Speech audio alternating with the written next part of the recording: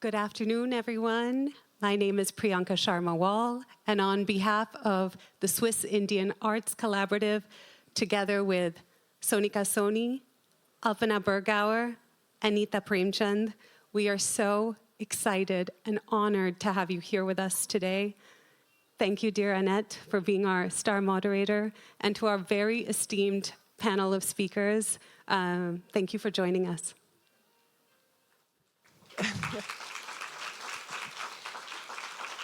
Good afternoon. Good afternoon, everyone. Thank you so much for the kind introduction, and it's wonderful to see all of you this afternoon. And a very warm welcome to the panel discussion, Who's Contemporary India from Heritage to Global Art? My name, as you said, is Annette Bhagwati. I'm an art historian and currently serving as the director of the Museum Riedberg here in Zurich. And it's an enormous pleasure and a privilege to moderate this conversation today, especially also because it marks the official launch of the Swiss Indian Arts Collaborative, or SIAC, as you mentioned. It is a new Zurich-based platform founded by these 4 remarkable women. And they all share deep professional and personal connections with India. And thanking very, very much to making this initiative and this event possible today. Thank you.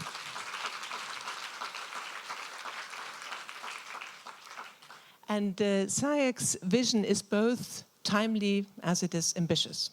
The ideas, the vision is to foster meaningful exchanges between artists, curators, collectors, and cultural practitioners in India and in Switzerland, while at the same time creating spaces for conversations that move beyond familiar narratives and categories. And this aim, I think, is the more significant in light of the extraordinary richness and the diversity of a contemporary artistic production in India, as well as the remarkable dynamism of its art market, both nationally and internationally. Some of you might have already followed the images that was shown at the beginning of this, while everyone was taking the seats. And what you could gather from these images is this exact diversity and extreme richness of contemporary art in India, where boundaries between craft and fine art, between artisanal knowledge and contemporary artistic practice, and between tradition and innovation seem to be far more fluid than we might expect and we might have words for. And where's the pointer? Exactly, perhaps you can. That was something which intrigued me when I was asked to moderate, because I remembered in 2000, the catalogue Yashodhara Damya edited in 2000, Contemporary Indian Art, Other Realities, and that gave an idea of this extreme variety. At the same time, Nalini Malani was already showing at Chemould Gallery. So it was this diversity which intrigued me the most. And despite the striking differences in materiality, in aesthetics and subject matter, all of these works would, in one way or the other, being referred to and being defined and described as contemporary art. And the question is of today as well, what connects them? Is contemporary primarily a temporal category, art being produced in the present?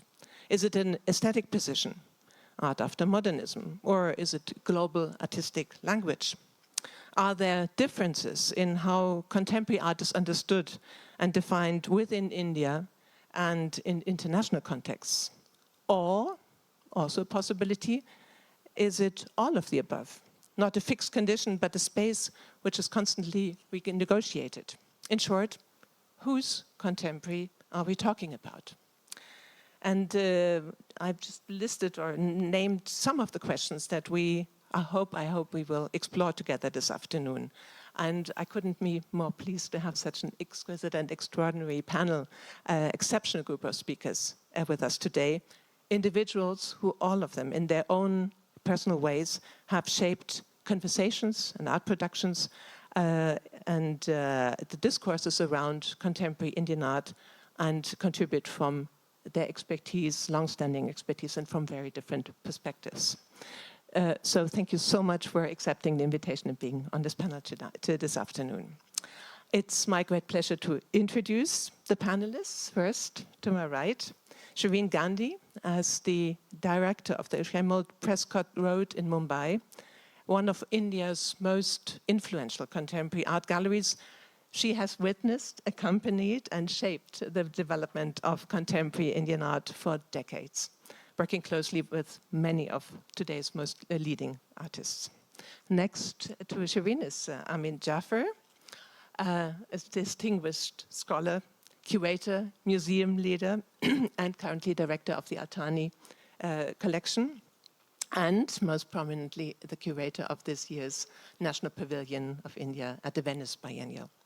And I think few scholars have done more to illuminate the global histories and international connections of Indian art.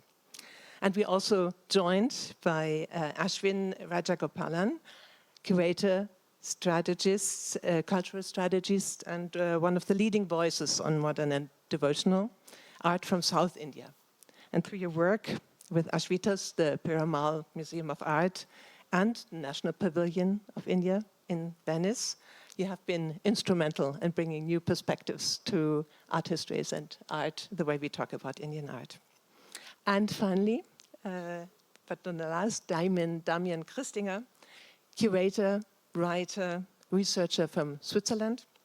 His work explores transcultural exchange, ecology, and indigenous knowledge systems. Again, a very different perspective and very enriching to this panel, to this afternoon.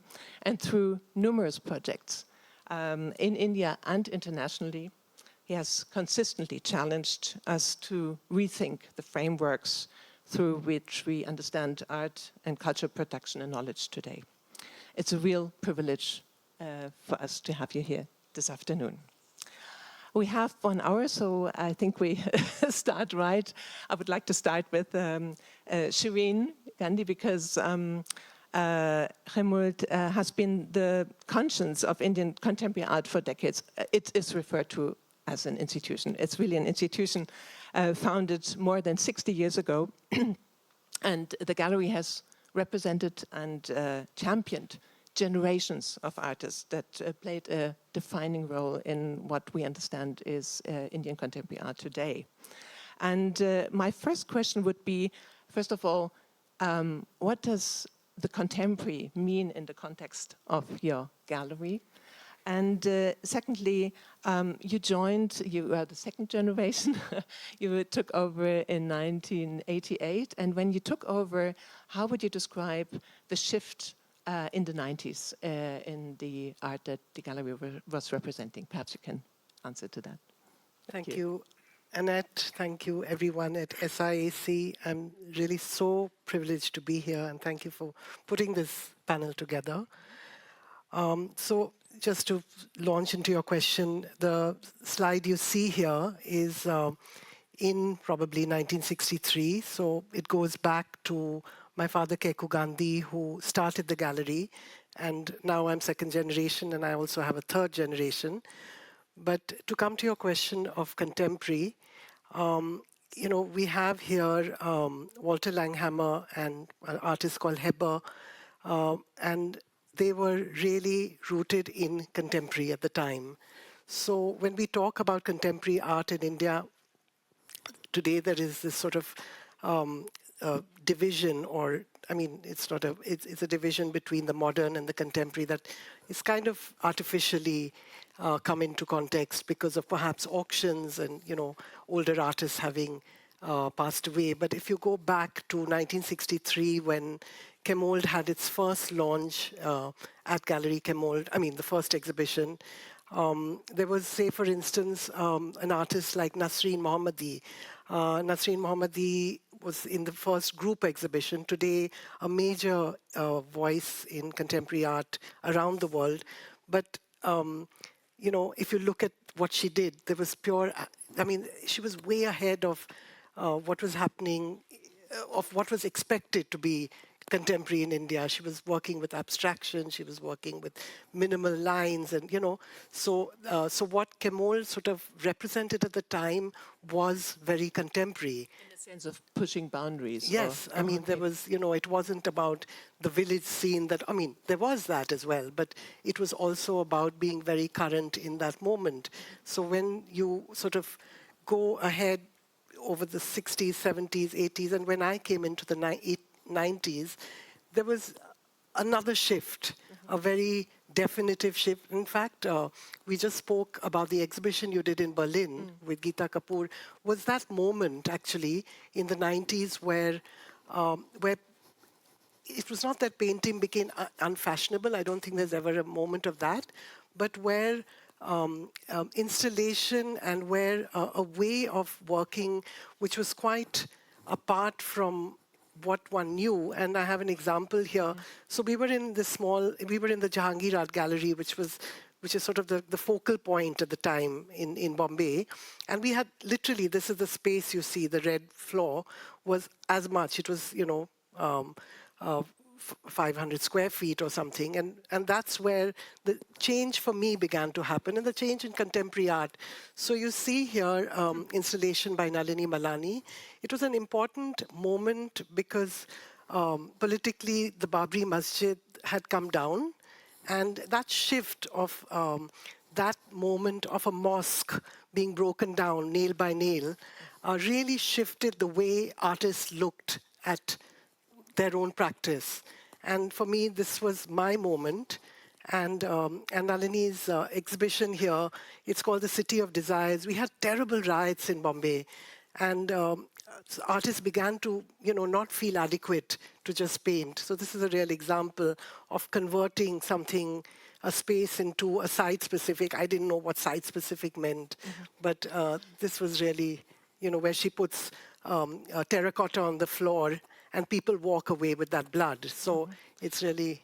So it's a new, not a way, but it's an additional visual language when you talk about began to take hold, and also the thematics, as you say. None of what is happening today would have happened had this not, had Vivan Sundaram not done his major installation, or Rumana Hussain. These were sort of forerunners of that moment, so which I feel. Installation as a new additional practice, and also the political concerns. Was that also something that you would see as part of it? It became, the political concern became a major kind of a voice that gave, contemporary art had a new voice that became very sort of loud and very forceful and very present. Was it also tied to new visibility in the international context, or how would you? I definitely think so. I mean, the Tate Modern show that again Geeta Kapoor curated, or the Berlin show, that was really about that moment in the 90s. When you look, when Geeta did the show where the Tate Modern opened, Century Cities, it was talking about that time, because that moment was such a shift. You had Nalini, or you had Vivan, or you had Pushpamala, you had Bhupen, who was doing, so it's a sort of like a moment of a sort of seismic change in contemporary art. And would you also say that the international visibility, or you just mentioned the exhibition at Tate, then fed back onto the practice of younger following generations till today? We in 2007, from our little hole in the wall in the Jahangir, this is our new space, new meaning now 20 years. But we moved into a sort of expansive, because artists, of course, the market grew, and the language of the ambition grew, and so I have sort of major artists like Atul Dodiya. That was our opening show, the one with the bus of Bhupen,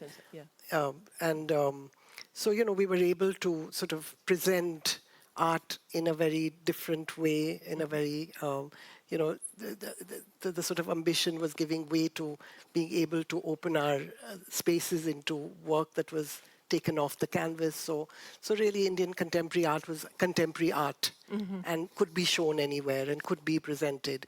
And there wasn't this sort of small pigeonhole that we were working within.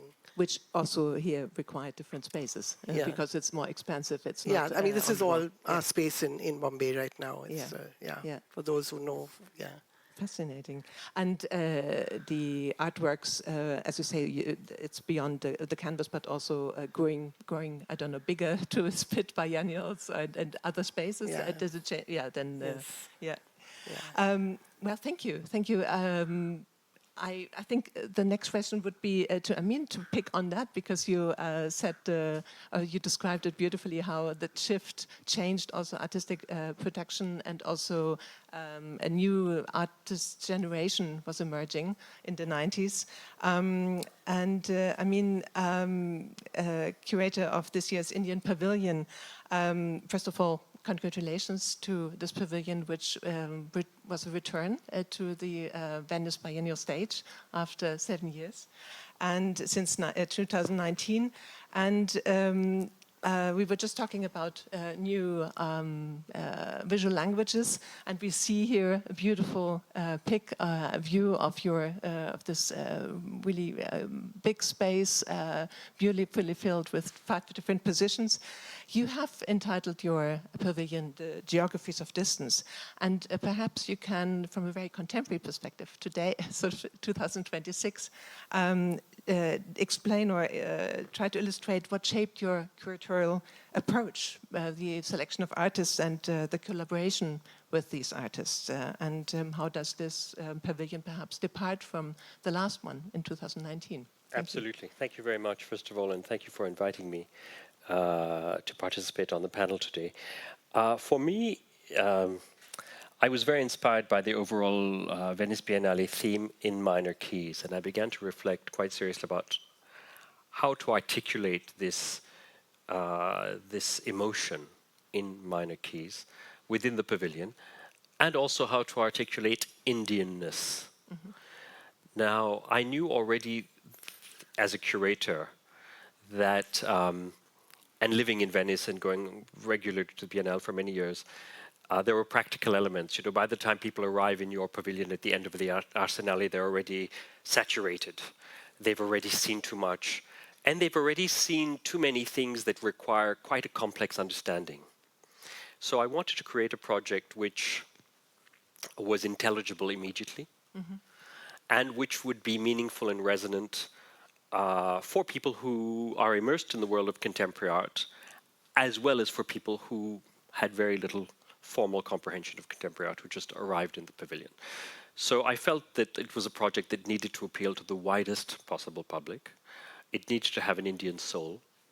But I felt at the same time it shouldn't be self-referential, and it shouldn't be a project which reinforced stereotypes about India, let's say.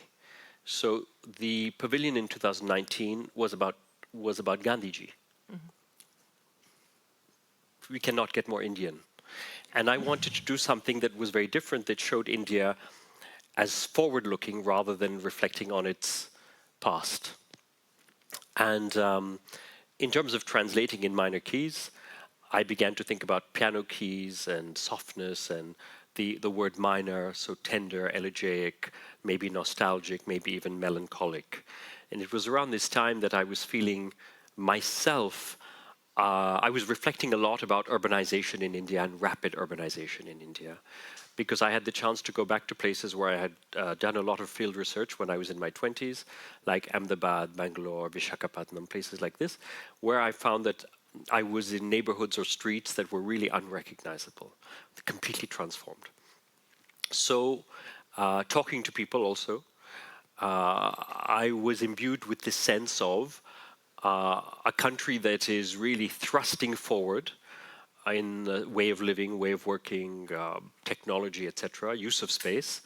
But at the same time, as part of that movement forward, was perhaps, like everywhere, erasing the physical culture, the urban environment of the past.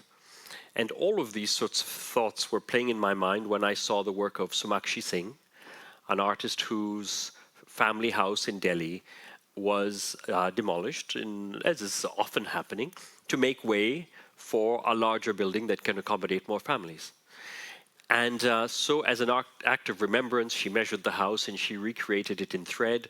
Why thread? Because her grandmother was a very keen embroiderer. And as an homage to her grandmother, she created this in embroidery. So the project is very much about the aspect of a remembrance of the home that is no longer there. Four of the projects are very much a reflection on, the architecture of Sumakshi, the soil of Bala, the suspended garden of Ranjani Shetar, and this Ladakhi community of Tashi. And the fifth project, that of Asem Waqif, is the disruptor, because it's a very, very joyous, confident sculpture made of bamboo poles that evoke a scaffolding, such as we see all over India, scaffolding. But it's a scaffolding whose bamboo poles thrust into the roof trusses of the pavilion and really dominate the other projects. So what does the scaffolding say? What does any scaffolding say? Change, future, contemporary transformation. There's always that feeling about what's going to come. What was there before. We all have feelings about what was there before, and we have hopes and anticipations about what is to come. So in a way, the pavilion is a metaphor for what's happening in India today. Transformation at an extraordinary level. We have a demographic growth of 15 million new people every year. We have an economic growth that's 6-7% every year, and we have a technological boom that's transforming the way that Indians live. So the project is a capsule that really speaks about transformation. But on a deeper level, we Indians, wherever we may be, because I'm part of an Indian community that's been many generations out of India, we remain still very conscious of ourselves, of our identity, of our roots, and of our past. And the four projects are all about that. It's the fact that we are very grounded in where we come from. We know who we are. Even if superficially things are changing, we remain very, very firmly Indian, and we remain very firm to our traditions and our values. So the pavilion can be read in many different ways. One aspect that's very important is the aspect of materiality. How to express Indianness within a pavilion without referring to popularly understood and comprehensible visual images of India. I didn't want to resort to stereotypes about India. I didn't want to resort to colors that are associated with India or forms that are associated with India. I wanted to offer a completely new perspective, because there are many Indias. And I wanted people to understand a different India, not an India which they felt they already knew. So materiality was very important. It harmonized with the idea of in minor keys. I wanted to use materials that were organic and which were transformed by hand. But is this new materiality that you're talking about, and as we can beautifully see in the images, is that something that occupies a lot of contemporary artists in India today, sort of as a trend, or is it your specific curatorial vision? Well, I think it's hard to speak of a contemporary art anyway. I mean, I was just in London where I saw the Tracy Emin show, which is half of it tapestry. I saw Grayson Perry exhibition with half of it ceramic. Joanna Vasconcelos in Venice right now, it's all in macrame. So I think there are many contemporary arts, and I think in India in particular, because we have ourselves very, very deep, distinctive material traditions. I think the practice of artists who are working in India today is especially diverse.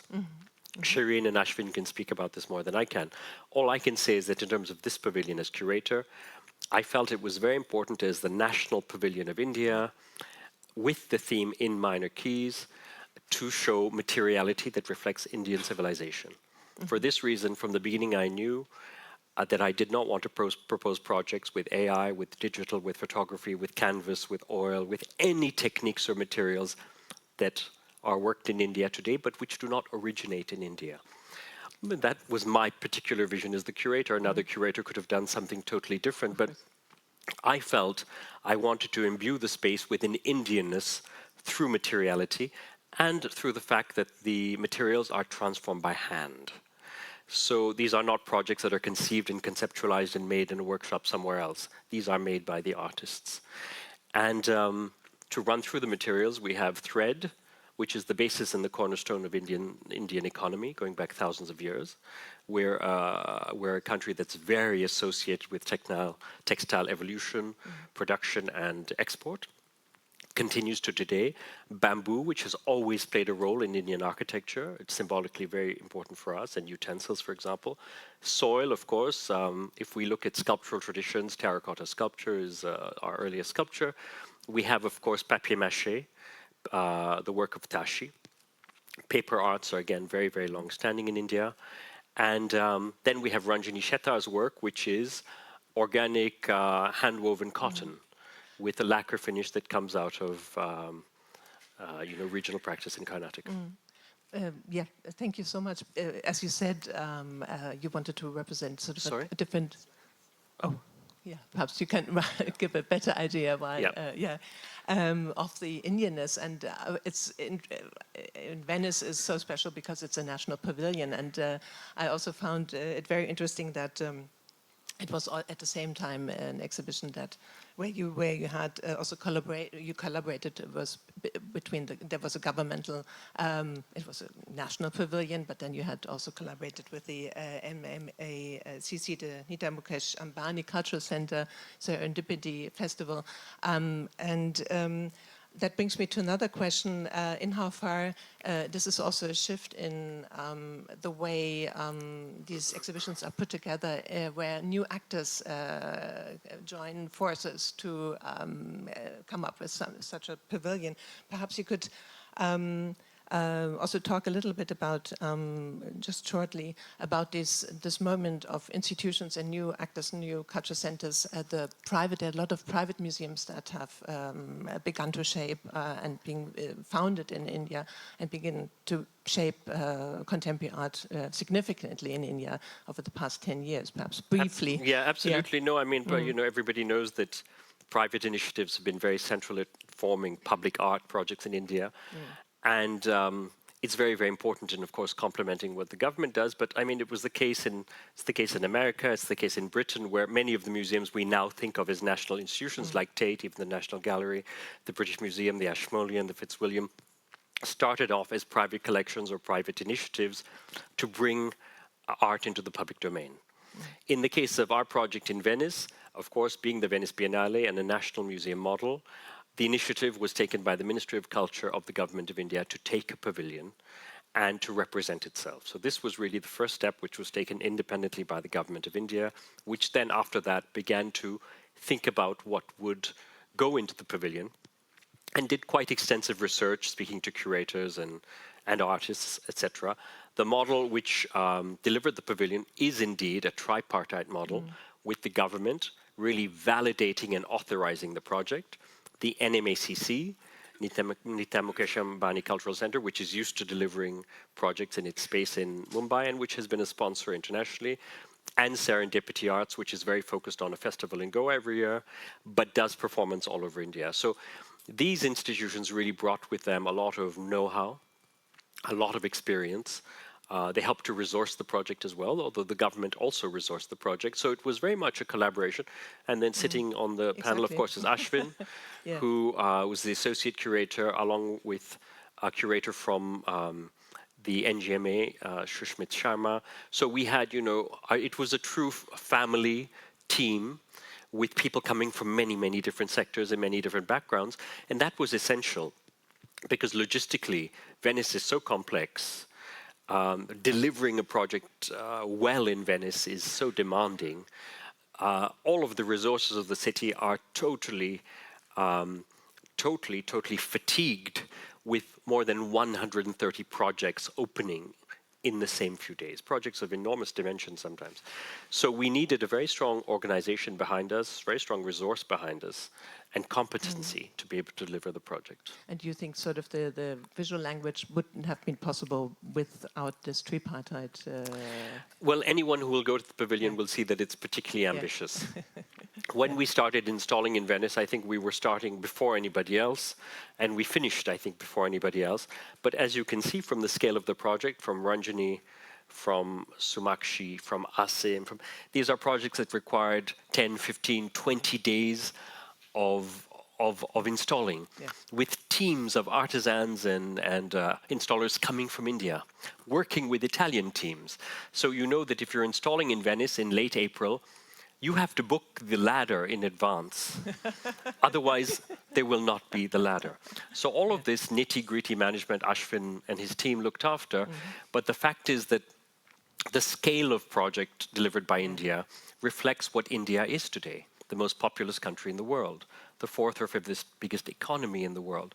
Indians stand at the center of the economies of many, many countries today. We have Indians involved all over the world in very, very high performing roles. So I felt as the curator that we must deliver a pavilion, which is a real return and let's say a real reassertion of contemporary Indian visual culture on a platform where, at the end of the day, it's a competition. But very true.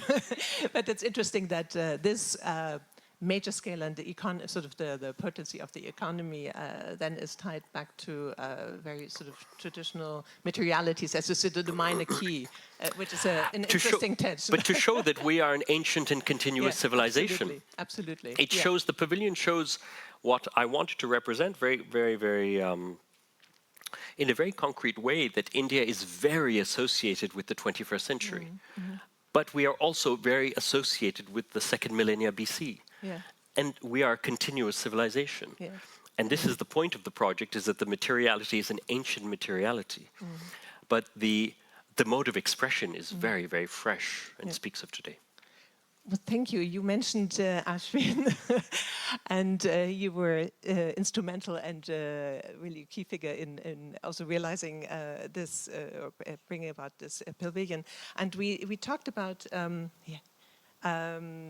the institutions that these partnerships that begin to, or increasingly begin to make these kind of exhibitions possible.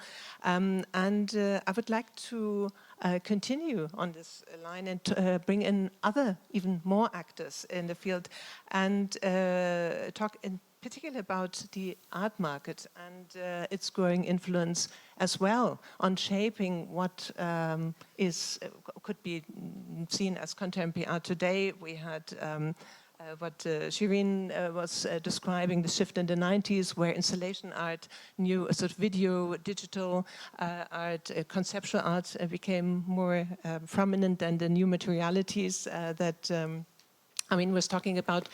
And as an art dealer and you work primarily in India, so you know the Indian art market, and at the same time you're a close observer of international trends, market trends and culture shifts. How would you describe the Indian art market today? Sort of in which way does it differ from an international art market, and who are the driving forces, who are the collectors that shape it, because collectors also define demand and have an impact on art production? Perhaps you could say a few words on from a different perspective. Absolutely. When it comes to my particular role, I do have a schizophrenic life. I think I'm academic and research driven, but I am in the extremely commercial world of art dealing. And India particularly is a very contradictory country. So you know, while we have deep-rooted culture and a very strong legacy in modern and contemporary art, we also want to be at the cutting edge of what's happening in the world, right? So we get easily influenced today by what's happening online. So that's the situation right now. When you mean what is happening online, sort of who would be using, or are there also a generational shift in perhaps you could... So I think right now, I would say the last 2 to 3 years, driven by a lot of panic from the pandemic, from the COVID period. I think a lot of families in India accelerated their succession planning. And there is a very large generation now that's in their 30s and 40s that are taking over the wealth, the control of the business. All of that is happening. But all these people are educated abroad. They come with the world is accessible to them, right? They can go anywhere, travel anywhere, see anything, have anything. And this aspirational shift, and as I said, India's continent, we're also the poorest country in the world, we're also the richest people in the world. We have more billionaires in India after China or in America. So while the wealth is there, this generation is looking at what's happening everywhere else. And specifically because of Instagram and the visual culture that we have and the access that we have to seeing what looks good, or at least what is trending, what I terribly say monkey see, monkey do. One person has it, the next person wants it. So and all of that is happening right now. So it's definitely an interesting place to be in as a market. The Indian art market is booming. Rest of the world it's crashing or there's ups and downs. The Indian art market, we can't find enough supply. It's crazy. So that's where we are. I'm sure Shireen will say Exactly. something. I have perhaps Yeah. one more question, and I would hand over straight to you because, as a gallerist, exactly the question of what do galleries? Yeah, perhaps you can talk about it. What do galleries, or you? What do galleries? How do they react? What is an artist in a gallery's program? If you say there are certain collectors who see sort of their kind of self.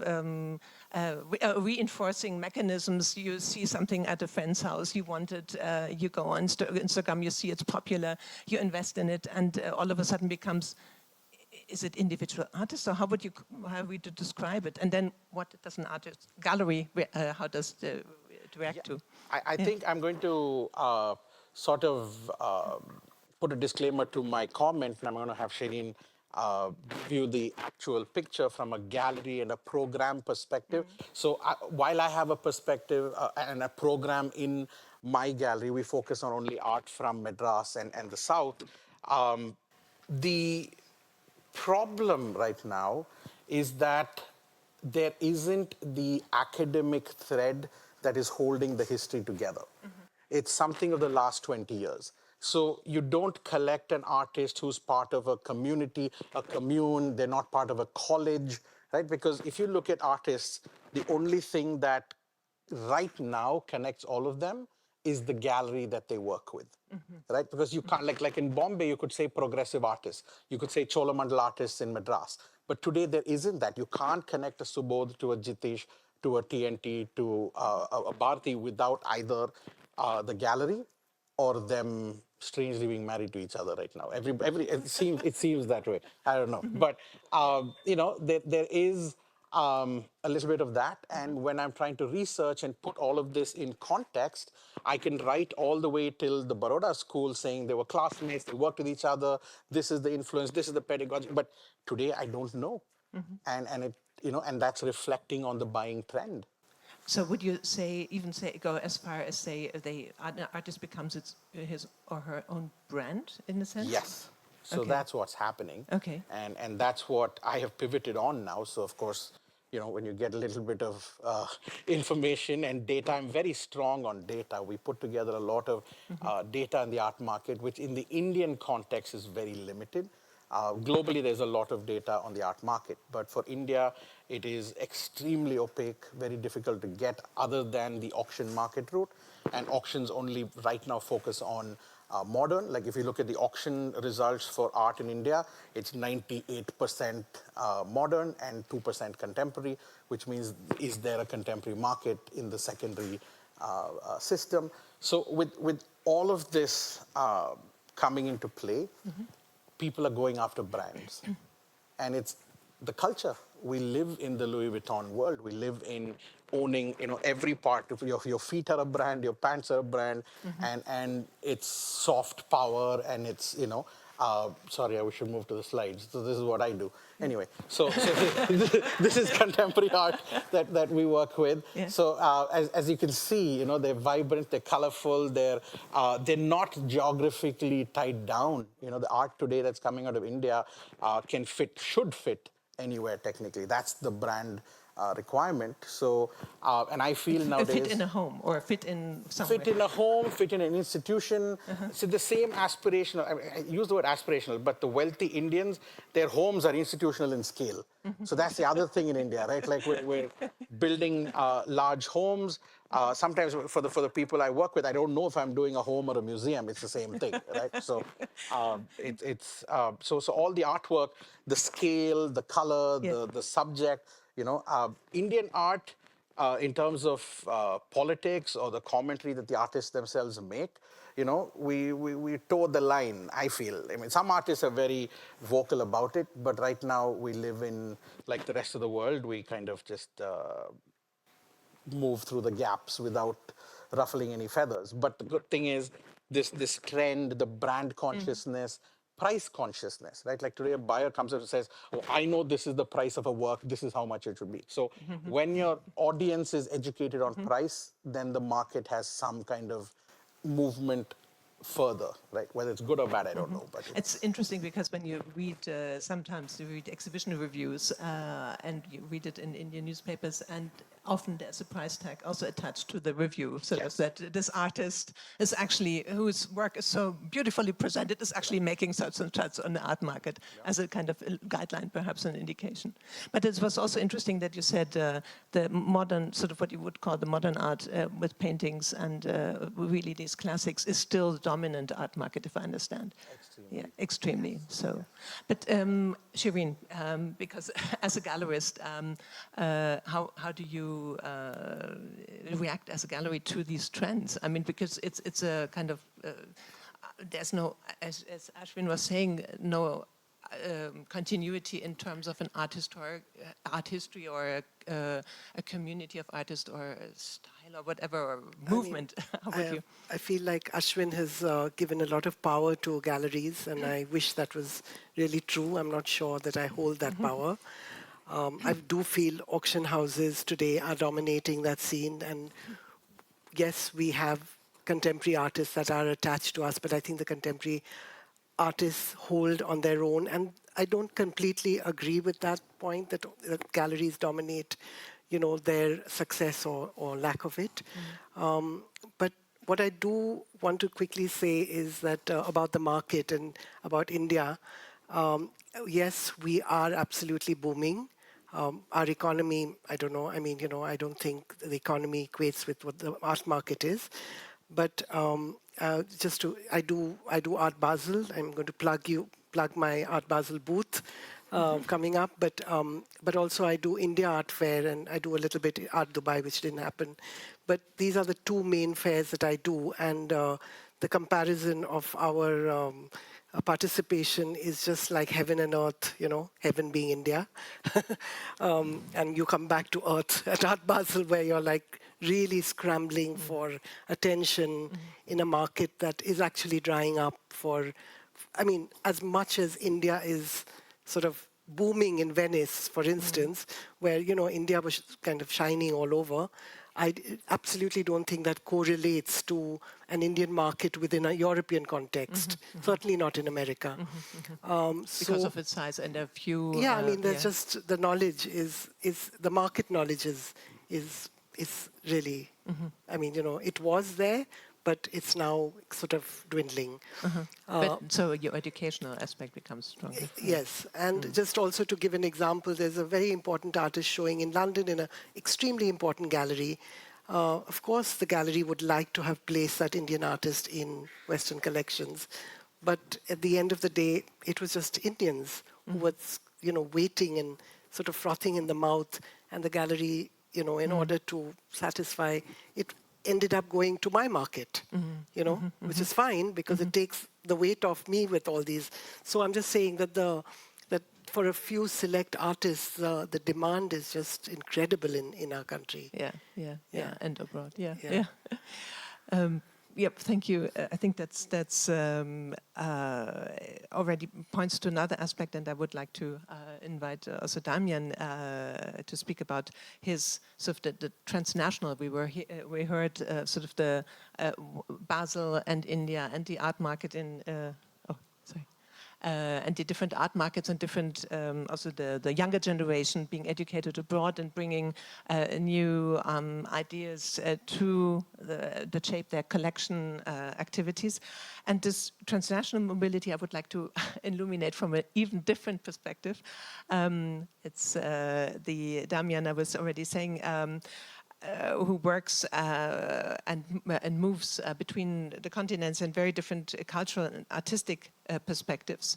And you've collaborated a lot with artists in India, in South Asia, and also worked with the different collaboration programs, residency programs between India and Switzerland, which is extremely active, I think exceptionally active.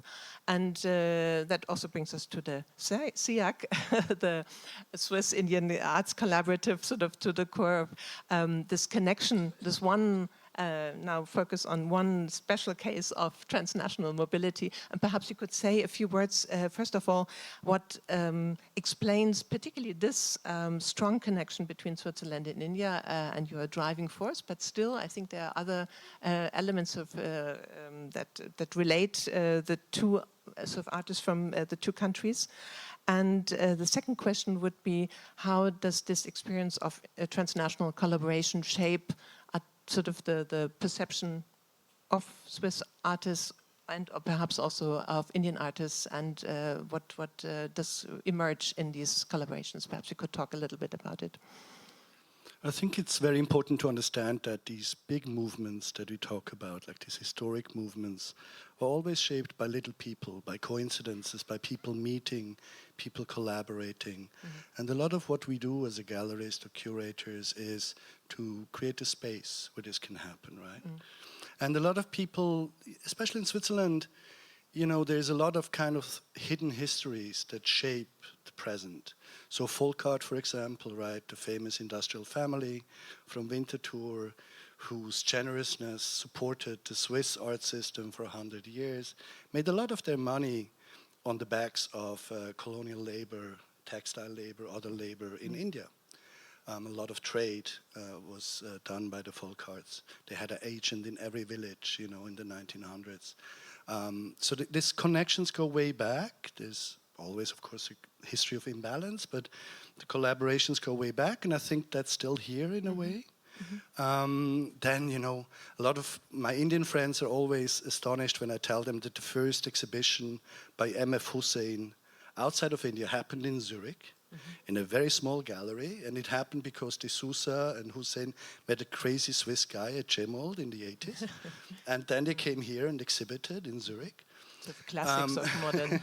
You know, we have art, crazy people like Christoph, who's somewhere here, who's been collecting Indian art now for a long time, going to Indian studios and visiting artists. So it's personal things that then become institutionalized if the institutions work well, right? The image I'm showing here is a small show, not a small show, but a show that we curated, that I co-curated with an Indian curator, Anushka Rajendran, in Durbar Hall in Kochi, in a government museum, which is an interesting task, right, to do that with European artists and local South Indian artists. What we see is a work by Ito Barada, textile work. She's just doing the French Pavilion right now in in Venice, and Mitra Kamalam, a local South Indian artist from Kerala. And the way to do a project like that, in my opinion, is to invite Ito. She spent 2-3 weeks in the South. She got to know the weavers. You know, she worked with these collaboratives in the South, and then kind of absorbed part of this knowledge, brought it back to Venice. If you look very carefully, you'll find Indian textile in the installation. But Ito also runs a place in Marrakesh where she invites artists to study and exchange about textile contemporary art. So 2 Indian artists that she met there are now going to her mothership, it's called. So these are these kind of personal interconnections that happen that then shape a lot of the things that actually take place. Then when it comes to Switzerland, of course, you talked about Ladakh, Amin, we did a very small project in an off space in the Swiss mountains, in the Unterengadin, the Engadina Bassa. We invited 2 artists from Ladakh to come there, and they made installations about the rivers in Ladakh, which are very similar to the rivers in the Swiss mountains. And there was this one moment which really kind of showed me that what we do makes some sense in a little way, although it was a small exhibition. There was one sound installation by Anuja Das Gupta, an artist, who did kind of recorded old songs dedicated to the rivers from Ladakh, and we played this in the exhibition space. And a lot of farmers came to visit this exhibition, and they started singing their own songs to show us that, it's very similar, they said, it's like same, but different, right? So in these moments, this kind of transcultural collaborations become bigger, they reach a public, and they might, open up some new perspectives to a Swiss farmer. Now we go back to Ladakh, to a project there, and so this kind of exchanges then start to make sense, but they always happen kind of in the undercurrent of the bigger movements, right? And obviously need special spaces and particular times. Sort of there are different time regimes. I think you have a sort of a art market time regime, and then these careful listening to each other and developing something out of an exchange. No. Yeah, you need to create the small institutions, not just the big centers, the small institutions that help shape that, right? So there's a residency program in Aarau, which was founded by an artist, which has been running for 20 years. And a lot of artists came here. This was a private initiative. There's, of course, the excellent work, I have to say, that Pro Helvetia does, right? So what kind of distinguishes Pro Helvetia from other national endeavors is that the office of Pro Helvetia in Delhi is run by Indians, by people who know exactly what's happening in India. It's not some Swiss representative sitting there and pretending to understand. It's private initiatives, so this was an exhibition I curated in Kolkata. We see the work on the wall by a paper artist from Shantiniketan, then some photographic and poetic work by Naveen Kishore, who also runs a publishing house, Seagull, which is very influential, which a lot of artist friends of mine here in Europe buy because it's so influential, right? And then a video work by Nicole Bachmann. Nicole Bachmann then, through Pro Helvetia, was able, to collaborate with Indian artists, and they're now going to be hosted at a place called Shared Ecologies in Delhi, which has been fostering these kind of nurturing the young scene for a long time, which was also founded by an artist, Ravi Agarwal, who's also here today.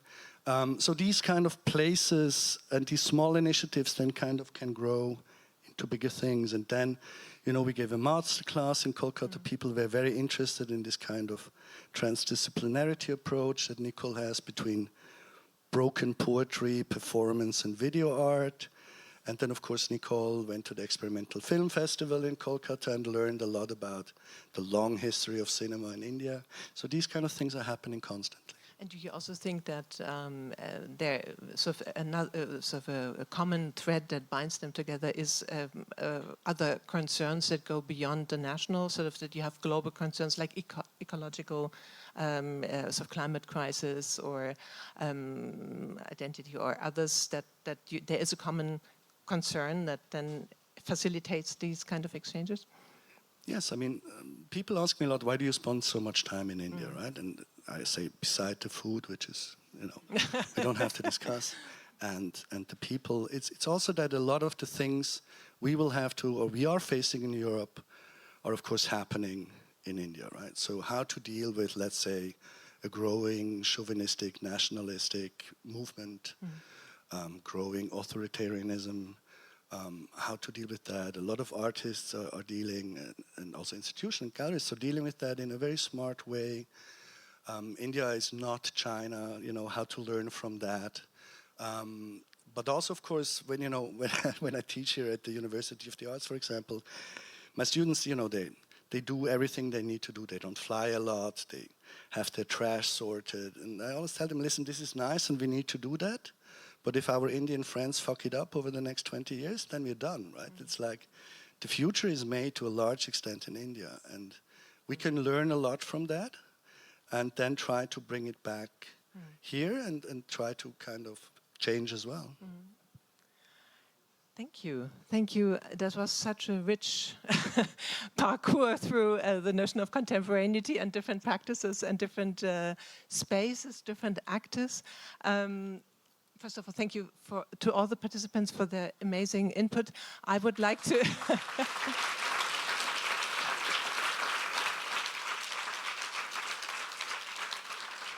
And I think what this panel shows is that the initial question, is there a common understanding of the contemporaneity? I think it's the plurality of different contemporaneities that marks the switch and explains the switchness and is reflected by the switchness in the art scene in India and how art is being perceived and also facilitated from actors abroad. Now, I would like to open the panel for discussion from the audience. I'm sure there are a lot of questions to all of the panelists. Yeah. Are there any questions?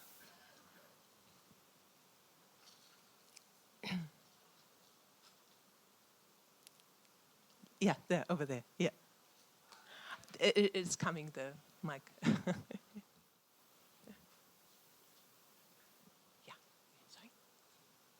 More, a little bit.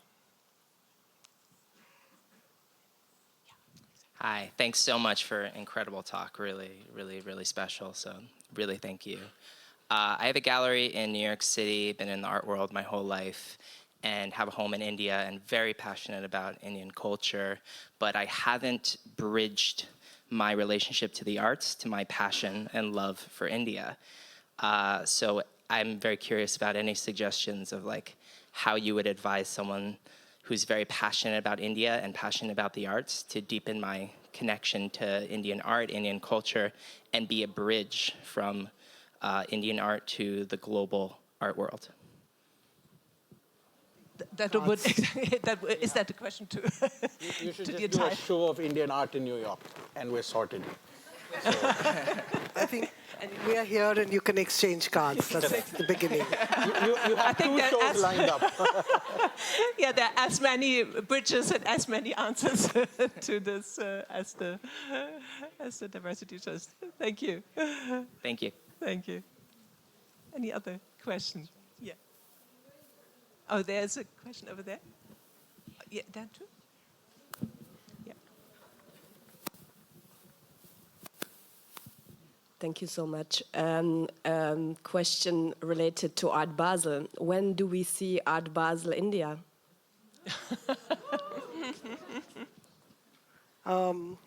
Unlikely. They did try, I think MCH did try to buy India Art Fair. India is its own sort of, jungle that is very difficult. So I think India handles its own fairs extremely well. We don't need Art Basel necessarily. And we, in fact, have a new fair in Bombay that an auction house started. And in year 3, they're just flying already. So we're good. We don't want more fairs. Thank you. Yes, there's an there. Yeah, first. Yeah. Yeah. Mm-hmm. Thank you for the talk. It was very interesting, of course.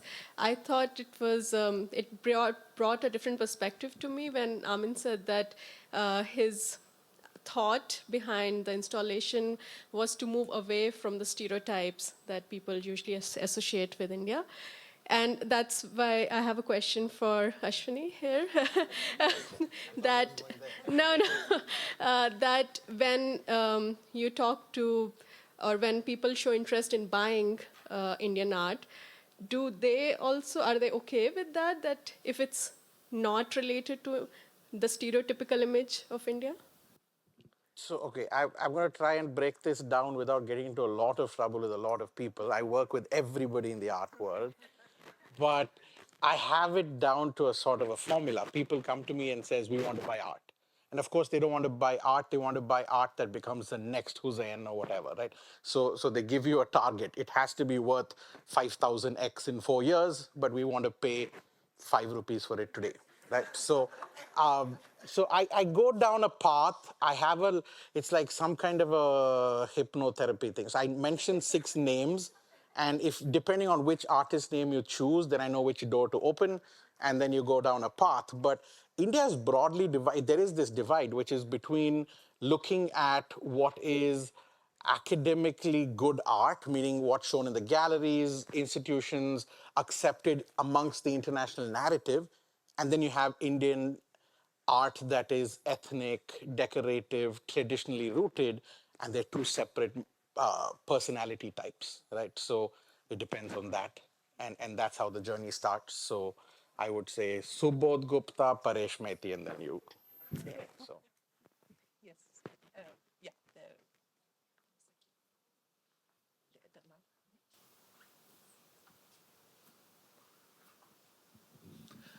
Thank you, panel. Very insightful presentation. I'm Anirudh. I live in Zurich. And one of the takeaways is when you said in Venice, Dr. Jaffer, you said you would like to take something Indian, something which originated from India. Now, addressing the elephant in the room, AI, technology, 3D printing. Maybe 20 years from now in Venice, do you think there would be 3D printed structures, AI? I mean, if you can't win them, would you join them? What's your thought on that? Thank you. Well, we don't have to wait 20 years from now. There's 3D printing AI all over Venice today. It's just that, with the National Pavilion project or curated project, a lot depends on the vision of the curator, and if he can then or she can then convince the sponsors to get behind that vision. So given the title, In Minor Keys, I felt it would have been not a true reflection to use highly technically involved, technologically heavily loaded art, because that is not minor to me. That's very major.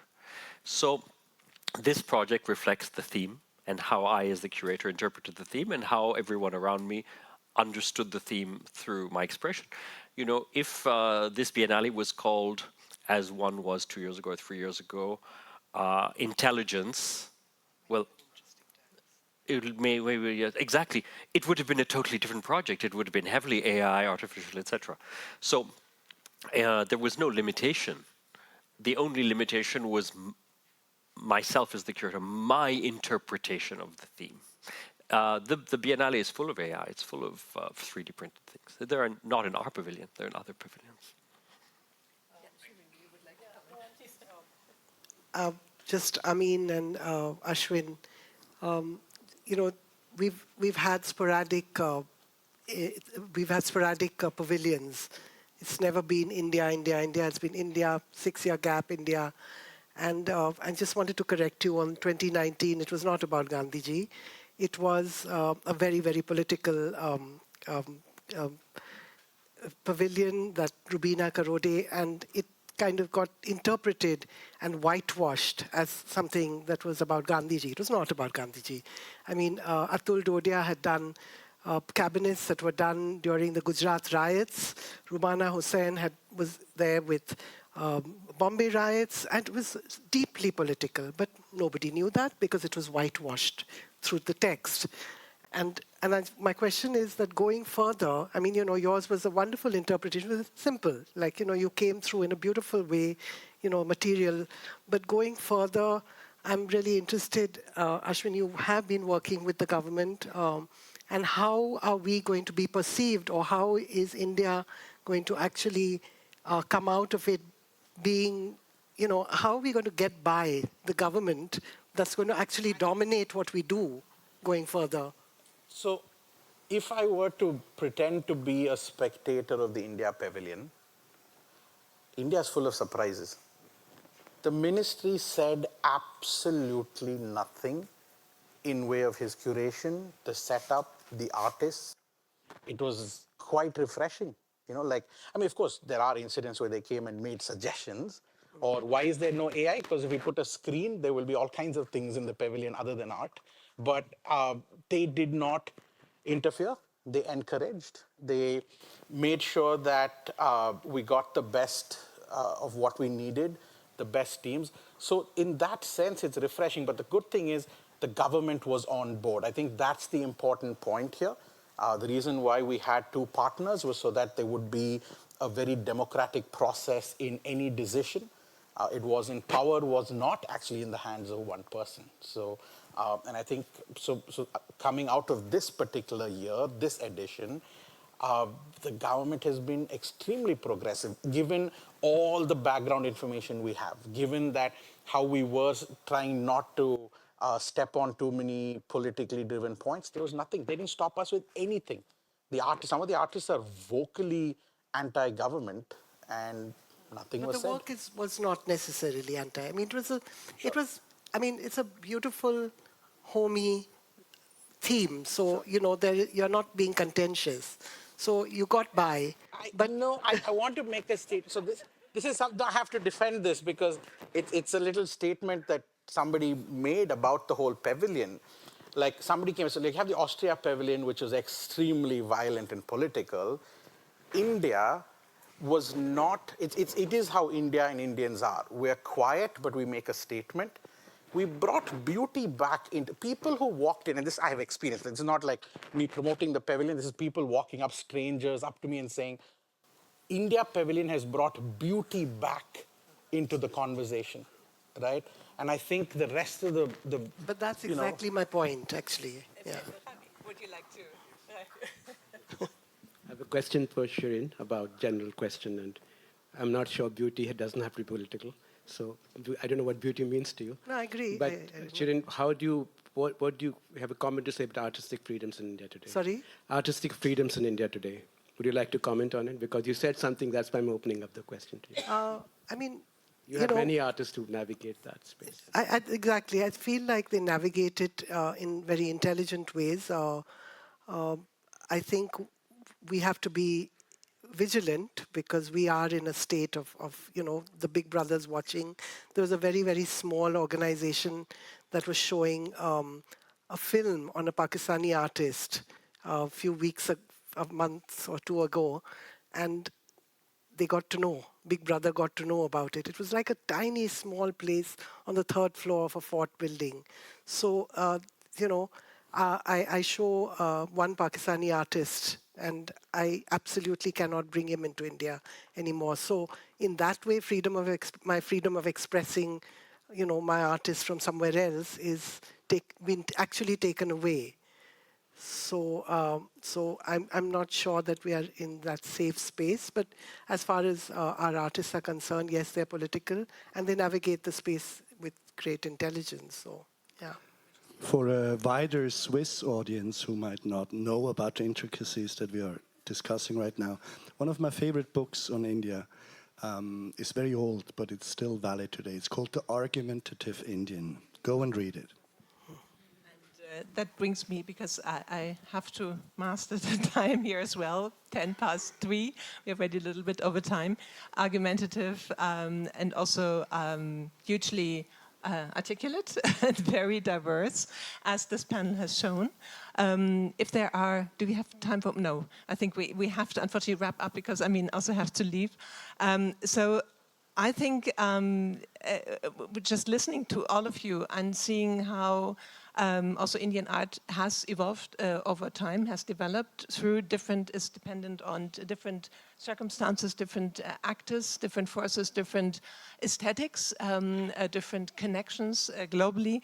I felt that it's coming back to the question, who is contemporary? I think that, as I said, as I suspected at the beginning, that we can't answer it. I think who's contemporary is, are we talking about can't be answered?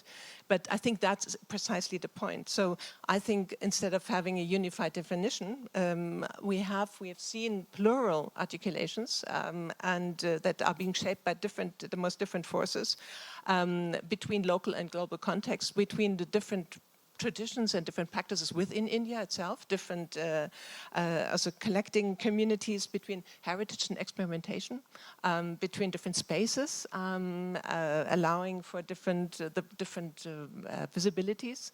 And this, I think, it's less a condition, as I said, but rather a productive question to be asked of who's contemporary. I think we can also in the future continuously try to ask and answer this question, and it will always help us to ask for and inquire into different areas of art production. So I think this would be my conclusion from this panel, and I would like to thank you so much for having contributed to it and having illuminated us and enlightened us from your experience. And also thank you to the audience. Thank you so much.